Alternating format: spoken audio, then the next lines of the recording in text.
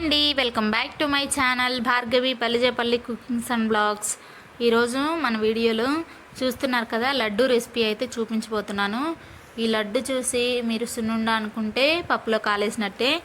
చాలా ఈజీగా చేసుకునే లడ్డు అండి, ఎవరైనా చేసుకోగలుగుతారు. ఇది నేను బాలామృతం పిండితో చేస్తున్నాను. మనకు అంగన్వాడీల్లో ఇస్తూ ఉంటారు కదా పిల్లలకి, ఆ పిండితో అయితే లడ్డు చేస్తున్నాను. మీరు తప్పకుండా ఈ లడ్డూని ట్రై చేయండి. టేస్ట్ అలాగే హెల్దీ కూడా, పిల్లలకు కూడా చాలా హెల్దీ అనమాట. స్నాక్స్ బాక్స్లో ఒక లడ్డు పెట్టించారంటే హ్యాపీగా తినేస్తారు, అంత బాగుంటుంది, చాలా టేస్టీగా ఉంటుంది. అలాగే ఖచ్చితంగా 10 అంటే 10 నిమిషాల్లో అయిపోతుందండి ఈ లడ్డు. కానీ చల్లారడానికి కొంచెం టైం పడుతుంది. ముందుగా ఇక్కడ బాలామృతం పిండిని అయితే తీసుకున్నాను. మనం బాలామృతం పిండితోటి చాలా చేస్తూ ఉంటామండి, రొట్టెలు లేదంటే బూరెలు కూడా చేస్తూ ఉంటాం కదా. ఒక్కసారి నేను చూపించిన విధంగా లడ్డు అయితే ట్రై చేయండి, చాలా బాగుంటుంది. ముందుగా ఈ బాలామృతం పిండిని నేను ఒక 2 కప్పుల వరకు తీసుకొని పక్కన పెట్టుకున్నాను. ఇప్పుడు మిక్సీ జార్లోకి ఎండు కొబ్బరి ముక్కలండి, ఇవి మంచిగా సన్నగా స్లైసెస్గా కట్ చేసుకొని వేసుకోవాలి. ఇప్పుడు ఇందులోకి ఒక 4-5 యాలకులు కూడా వేసుకొని దీన్ని మంచిగా మిక్సీ పట్టుకోవాలి. యాలకులు విడిగైనా వేసుకొని దంచుకోవచ్చు. నేను ఇంకా ఎలాగో కొబ్బరి మిక్సీ పడుతున్నాను కాబట్టి ఒకేసారి యాలక్కాయలు కూడా వేసి మిక్సీ పడుతున్నాను అనమాట. ఇలా ఫైన్గా మిక్సీ పట్టుకోవాలన్నమాట. ఇలా కొబ్బరి పొడి వేసుకోవడం వల్ల లడ్డూకి మంచి ఫ్లేవర్ వస్తుంది. దీన్ని పక్కన పెట్టుకోవాలి.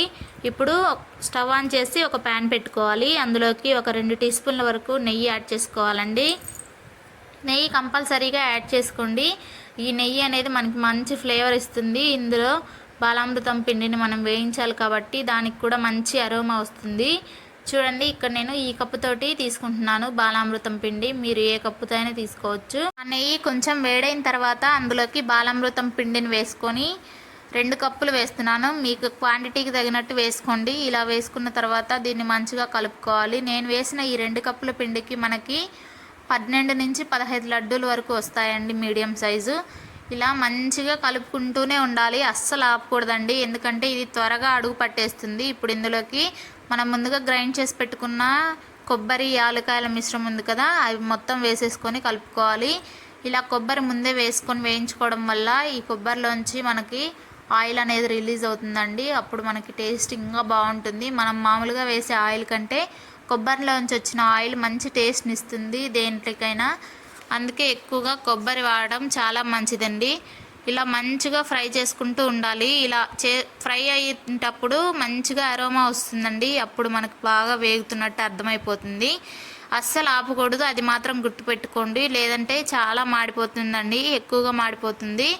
చూసారా, ఇలా మనకి కన్సిస్టెన్సీ అనేది మారిపోయింది. ఇందాక పొడి పొడిగా ఉంది, ఇప్పుడు కొంచెం ఆయిల్ రిలీజ్ అయ్యింది. అలాగే బాలామృతంలో ఉన్న చక్కెర కరిగింది కాబట్టి ఇప్పుడు ఇందులోకి మనం ఏ కప్పుతో అయితే పిండి తీసుకున్నామో ఆ కప్పుతోటి 1 కప్పు పాలు పోసుకోవాలి. కాచి చల్లార్చుకున్న పాలు పోసుకోవాలండి. ఇలా పోసుకొని మంచిగా కలుపుకోవాలి, ఈ బాలామృతం పిండి మొత్తం కలిసిపోయేంత వరకు. ఇప్పుడు ఇందులోకి అదే కప్పుతో 3/4 కప్పు బెల్లం కూడా వేసుకొని కలుపుకోవాలి. బెల్లం అనేది మీ టేస్ట్కి తగినట్టు చూసుకొని వేసుకోండి. 3/4 కప్పు అయితే సరిపోతుంది. ఇంకా కొంచెం బెల్లం ఎక్కువగా తినే వాళ్ళైతే ఫుల్ కప్పు బెల్లం వేసుకోండి.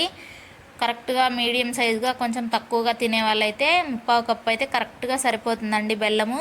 ఈ విధంగా వేసుకొని మొత్తంగా కలుపుకోవాలి. నేను వీడియోలో చూపిస్తున్నట్టు ఈ బెల్లం కరిగిన తర్వాత మనకి ఇది కొంచెం గట్టిగా అవుతుంది. ఈ గట్టిగా అయ్యి మనకి ఆ బెల్లం అంతా కరిగిపోయి ఇలా ప్యాన్ నుంచి సపరేట్ అవుతున్నప్పుడు మనం స్టవ్ ఆఫ్ చేసేసుకుంటే సరిపోతుంది. అంతేనండి, ఈజీగా మనం లడ్డు అయితే రెడీ అయిపోతుంది. ఇప్పుడు దీన్ని మనము పక్కకు తీసేసుకోవాలి. ఇలా పక్కకు తీసేసుకొని కొంచెం సేపు నేను వీడియోలో చూపిస్తున్నట్టు ఈ విధంగా కలుపుకున్నారంటే ఒక 5 నిమిషాల్లో చల్లారిపోతుంది. లేదు టైం లేదనుకుంటే మీరు పక్కన పెట్టుకుంటే ఒక 10-15 నిమిషాలకి చల్లారిపోతుంది అన్నమాట. ఇలా కలుపుకుంటూ ఉండడం వల్ల మనకి ఇది అనేది గట్టి పడకుండా ఉంటుంది. లోపల ఏదన్నా ఇంకా బెల్లం ఏమన్నా కరగని పార్ట్స్ ఏదన్నా ఉంటే అవి కూడా కరిగిపోతాయి. ఇలా మొత్తం కరిగిన తర్వాత మొత్తం ఈ విధంగా కలుపుకొని దీన్ని మీరు టైం ఇలా కలుపుకోవడం ఇబ్బంది అనుకుంటే పక్కన పెట్టుకుంటే ఒక 15 to 20 మినిట్స్లో చల్లారిపోతుంది. ఇక్కడ నేను చూపిస్తాను చూడండి, మనకి ఇదంతా చల్లారిపోయిందనమాట. ఇప్పుడు మనము చేతికి నెయ్యి అప్లై చేసుకొని లడ్డూల్లాగా చుట్టేసుకుంటే సరిపోతుంది.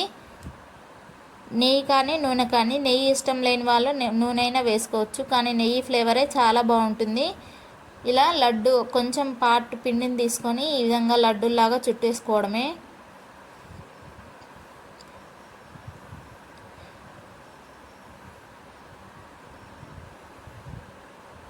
చూసారా మన లడ్డు అనేది ఎంత బాగా ప్రిపేర్ అయిపోయిందో కదా. అంతేనండి, ఇంకా అన్ని లడ్డూలు ఇలాగే చుట్టేసుకున్నారంటే మన బాలామృతం హెల్దీ లడ్డు అయితే రెడీ అయిపోయింది. మనం దీంట్లో ఎలాంటి షుగర్ కానీ మైదా అట్లాంటివి ఏమీ వాడలేదు, డీప్ ఫ్రై కూడా ఏమీ చేయలేదు, అసలు ఆయిల్ కూడా వాడలేదు. కాబట్టి చాలా హెల్దీ అండి. పిల్లలైనా పెద్దవాళ్ళైనా ఎవరైనా తినేస్తారు. పళ్ళు లేని ముసలి వాళ్ళు కూడా ఈజీగా ఈ లడ్డూని తినేస్తారనమాట. అంత బాగుంటుంది, చాలా స్మూత్గా సాఫ్ట్గా ఉంటుంది. ఈ లడ్డు మనకి 7 నుంచి 10 రోజుల వరకు నిల్వ ఉంటుందండి. ఎయిర్ టైట్ బాక్స్లో పెట్టుకున్నారంటే చాలా బాగుంటుంది. బయట పెట్టుకున్నారంటే కొంచెం గాలికి పైన పార్ట్ అనేది గట్టిగా అయ్యే ఛాన్సెస్ ఉంటాయి. ఇప్పుడు ఇందులోకి మీరు కావాలి అనుకుంటే క్యాష్యూస్ని లేదంటే ఏదైనా డ్రై ఫ్రూట్స్ని సన్నగా కట్ చేసుకొని వేసుకోవచ్చు.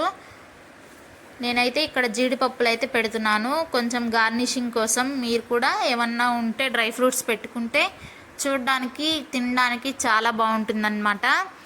అంతేనండి, చాలా ఈజీగా చేసేయచ్చు. మీరు కూడా తప్పకుండా ఈసారి బాలామృతం పిండిని రొట్టెలు బూరెలే కాకుండా ఒకసారి ఈ విధంగా లడ్డూలు ట్రై చేయండి. ఎవరైనా సరే ఈజీగా తినేస్తారు. బూరెలు చేసామంటే అందులో కొంచెం ఆయిల్ ఎక్కువ ఉంటుంది, అలాగే రొట్టెలు కొంచెం గట్టిగా చేసామంటే పెద్దవాళ్ళు ఎవరైనా తినలేరు కదా. అలా కాకుండా ఈ విధంగా లడ్డూలు చేశారంటే ఎవరైనా ఈజీగా తినేస్తారు. అంతేనండి, మరి మీకు వీడియో నచ్చినట్లయితే లైక్ చేసి మీ ఫ్రెండ్స్కి ఫ్యామిలీ మెంబర్స్కి ఈ వీడియోని షేర్ చేయండి. అలాగే కొత్తగా మన ఛానల్ చూస్తున్న వారు ఎవరైనా ఉంటే ఇలాంటి క్విక్ అండ్ ఈజీ రెసిపీస్ కోసం సబ్స్క్రైబ్ చేసుకొని పక్కనే ఉన్న బెల్ ఐకాన్ని క్లిక్ చేసుకోండి. అలాగే మీకు ఏ రెసిపీ కావాలో కూడా కింద కామెంట్ సెక్షన్లో కామెంట్ చేయండి. మీరు ఈ రెసిపీ ఇంట్లో ట్రై చేసి మీకు ఎలా వచ్చిందో కూడా కామెంట్ సెక్షన్లో కామెంట్ చేయండి. అంతేనండి, ఈ వీడియో ఇంకో మంచి వీడియోతో మళ్ళీ మీ ముందుకు వచ్చేస్తాను. Bye bye.